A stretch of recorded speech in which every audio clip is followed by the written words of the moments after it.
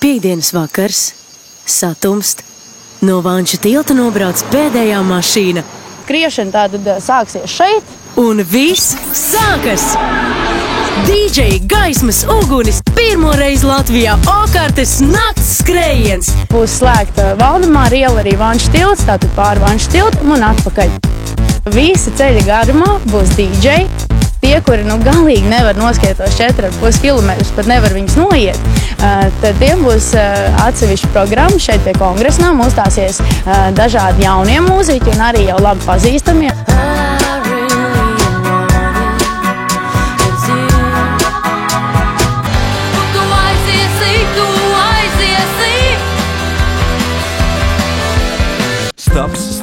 Staps, koks, žoks, roks,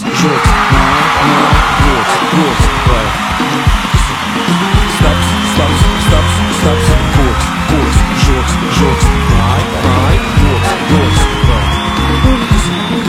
Okartes nakts skrējiens Rīgas svētkos piektdien, 21. augustā pie Kongresa nama.